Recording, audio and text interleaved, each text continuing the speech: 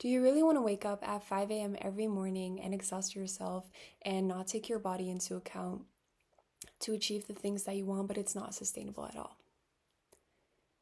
Yes, it may work. Yes, you may achieve things. Yes, you may accomplish certain goals, but it's not sustainable for us cyclical girlies. It's just not. So let's not set goals that we can't keep and build our lack of self-trust instead of building our dreams. Hello and welcome back to another video. Today I want to go into the whole winter arc thing, and honestly, I'm not about it. I feel like winter is a time for rest and rejuvenation and slowing down and connecting with people. And it's not a time to isolate yourself and go extremely hard on yourself. I just don't agree with that. But I do think there's a way that we can make this work. I think there's a way that us cyclical, cozy girls can make this work. So keep listening. So I just want to go a little bit deeper into why sustainability is so important here. Because being able to be consistent with yourself allows you to really create lasting change. And when you set goals that aren't consistent, when you set goals where you know that you can't keep up with them, you're just going to perpetuate the belief that you can't trust yourself when you commit to something. And that's going to happen over and over and over. And also, I'm not really into the whole disappearing thing. Like, I feel like, especially in winter, when it gets colder, when it gets darker, when it gets a bit more gloomy, like, you need connection. You need to be around people that you love and that recharge you and that nurture you. And I just don't, like, I get the concept of the whole locking in, disappearing, reappearing, but it's just a concept. Like, I don't think it's very realistic and sustainable for women. So to get into the thing, because we're actually gonna be up-leveling here, we're actually gonna be making the change, but just in a little bit of a different way. So you say you want to make the change, you say you want to do the thing, you want to start becoming this person, but it's just not happening. And you need to figure out why it's not happening before you can actually get into making it happen. Because if you've done this before, if you tried to change and it didn't work, if you've tried to implement a new habit and it didn't work for a reason, and you need to figure out why it didn't work. Because if you don't, you can just continuously start, and then maybe it works for a week or 2 weeks, you can be consistent. And then you go back to square one. And this happens over and over and over again. And you need to figure out why it's happening, because there's something that's holding you back from stepping into this new version of yourself and from starting to make your dreams happen. And you need to know what that is so you can recognize it and move through that when it comes up again. So there are two ways here where you can make the shift, at least what I've experienced. One is just making the shift. It's going cold, like I'm changing. Usually happens when we're at rock bottom, when we need to make a change. Like there's just this need, like it needs to happen right now. I need to change. And you just pivot and it happens and you don't go back. The other one is where you are wanting to make a change, but something just keeps happening that brings you back to where you were before. You want to make a change and you decide, okay, I'm going to start doing yoga every morning. This is me, by the way. I'm going to start doing yoga every morning. And then after 2 weeks, you don't do it anymore. You need to figure out why you stopped doing it so that you can recognize that and go back. So why haven't you started? And you can do this with journaling. You can do this through just asking yourself some questions like, okay, what belief am I perpetuating through being in this cycle of starting something and then going back to square one? What belief, what is it telling me about myself that I'm doing this? And how does that correlate to an inner limiting belief that I have about myself? Because there's something about this cycle, there's something about this pattern of you starting something and then going back to who you were before, being triggered and going back, that is wanting to keep that belief alive. And the key here is figuring out why and also figuring out your triggers. So what is keeping you stuck? What is keeping you from going forward? And what's keeping you going back to where you were before all the time? So an example here is, for example, I love waking up early, but my bed is so cozy and comfortable. And I would have so much trouble with getting out of bed because my bed is just heavenly.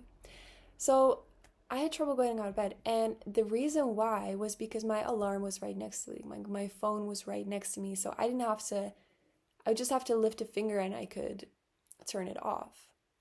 So once I realized that, I put an extra step in between that. So I put my phone somewhere on the other side of my room. So when I wake up in the morning and my alarm goes off, I need to actually get out of bed and walk to my phone. And then I can make the decision actively and consciously, okay, am I going to go back into bed? Or I'm already out of bed, so I might as well start my day. Because that little extra step that you're creating for yourself is going to allow your awareness to come in.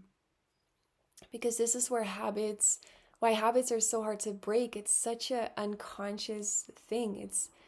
There's not that much awareness. Like, you're sleepy, you're drowsy, and then your alarm goes off and you're just like turning off, and you go back to sleep. And then you wake up later in shock, like, oh my God, I didn't wake up. But it was just your unconscious, like, reinforcing that habit that you've been cultivating. So taking that extra step and recognizing the triggers there, like, what's keeping me back? Who is keeping me back? It could also be a person. And being really honest there.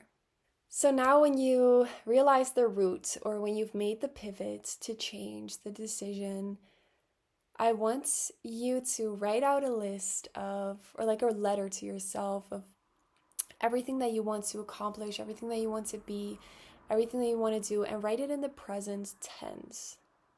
Like, I am, I live, I'm doing, like, just really, and going wild here, like, go crazy, like, write every single dream that you have, every single desire, as unrealistic and as unattainable as it may seem.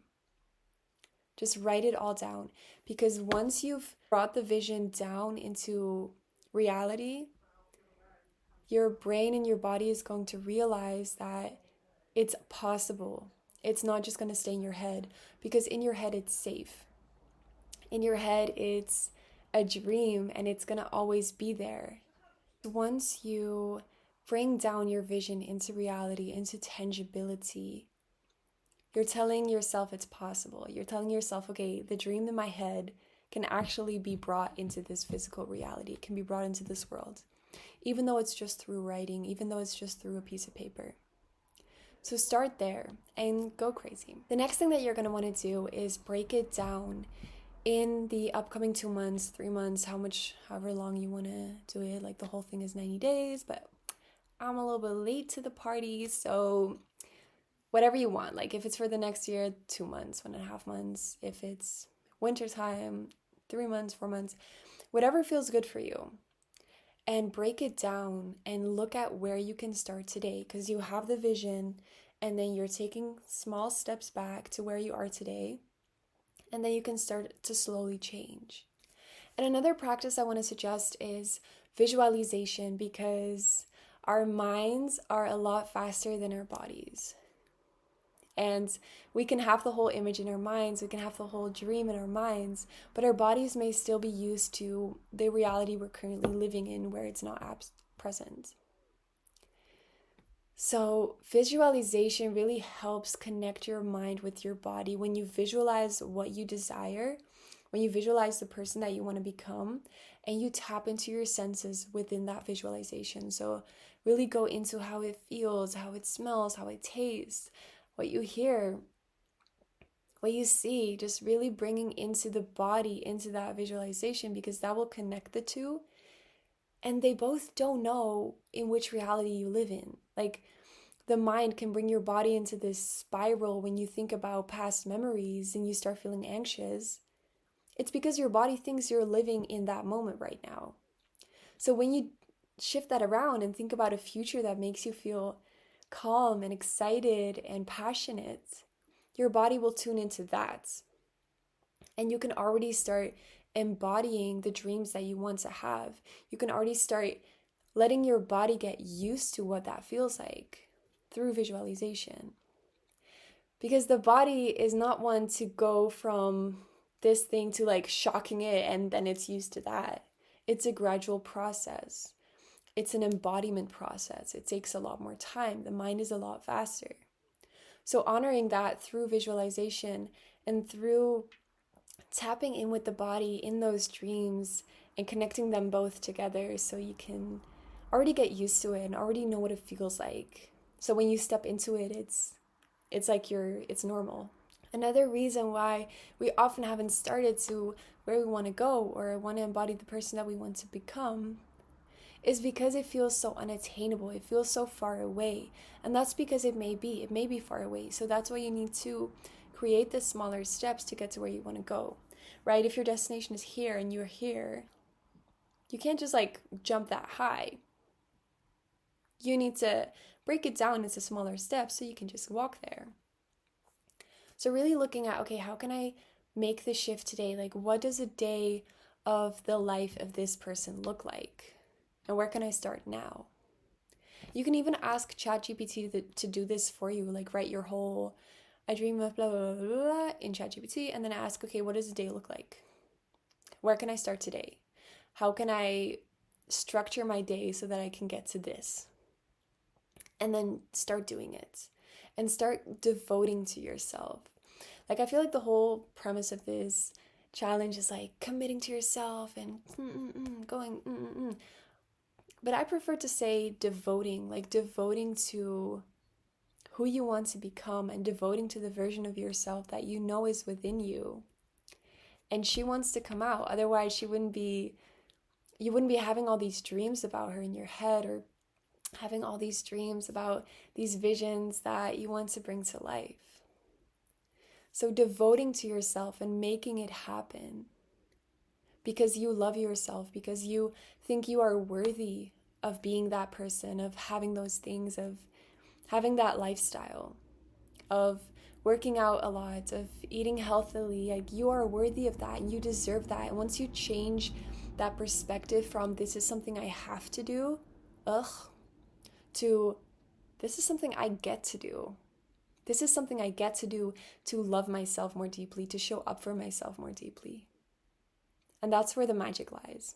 And I just want to remind you that in order to change, it doesn't have to be a harsh overcommitment way. You can do it gently, you can do it lovingly, you can do it compassionately, and it can still work. You just have to be consistent, you just have to be devoted, and it can still work. And you are worthy of your dreams. You are worthy of becoming the person that you want to be. And you deserve to be that person. You do. So I just want to invite you today to start putting your dreams into physicality. Start writing down what it is that you want to accomplish, what it is that you want to be, how you want your days to look like. And then take the first step tonight even, or tomorrow, or today, like whenever you're listening to this. Because it is possible to change, it is possible to pivot, and it can be in a way that feels good to you, a way that honors your body, and a way that is sustainable for you. Thank you for listening, and I hope you have a beautiful day. Bye.